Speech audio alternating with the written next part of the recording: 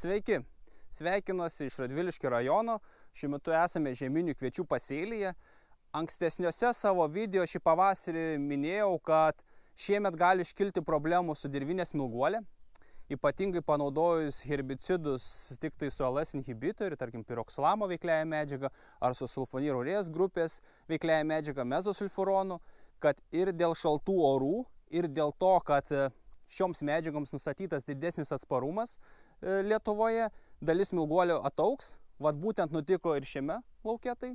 Ūkininkas panaudoja herbicidą su piroksilamo ir praėjus dabar praktiškai mėnuo praėjęs, pastebime, kad dauguma smilguolės ypatingai auga į viršų. Taip kaip ir minėjau, kairiai pusėje turime smilguolę iš kontrolės, čia yra įrengtas ir herbicidinis bandymas ir matome, kad smilguolė tvarkingai gražiai auga, nepaveikta jokių herbicidų, kadangi čia yra iš kontrolės, nuo rudens nieko negavusi.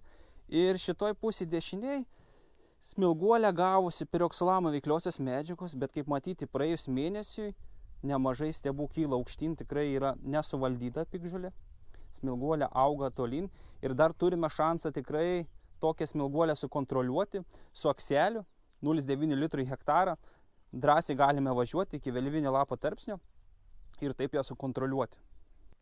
Ta tikrai norėčiau parekomenduoti, nepatingėti, įsivertinti kviečius, jeigu ypatingai laukas jau žinote, kad užterštas smilguolės, pavaikščioti, pasižiūrėti, ar ta smilguolė kyla aukštyn. Jeigu kyla, tai tikrai dar turime šansą padaryti gerą darbą, tai yra panaudoti akselį. Šiuo metu jau naudoti rekomenduočiau 0,9 litrų į hektarą, kad ta smilguolė būtų sustabdyta. Nes dabar jos tikrai nesimato virš kviečių, ir tyliai ramiai auga pačioj, bet išplaukius kviečiams ateis ir smilguolės eilė, išplaukius ir tada pamatysite, kokia žala bus pasėliams. Ta tikrai, kas naudojate produktus tik tai su ALS inhibitoriu, su sulfonyrurės grupės herbicidų, tikrai nepatingėkite, pavaikščiokite po laukus. Aš vėliau jums parodysiu, kaip atrodo smilguolė, gavusi piroksilamo, bet kyla, auga tolyn. Kviečių pasėlyje smilguolė ramiai kyla toliau, nors ir panaudotas produktas su piroksilamo. Pernai ūkininkas panaudojo avoksą ir išties buvo rezultatai geri, šiemet sugalvojo pataupyti ir toks rezultatas, smilguolė kyla tolyn ir vienintelis sprendimo būdas dabar panaudoti akselį.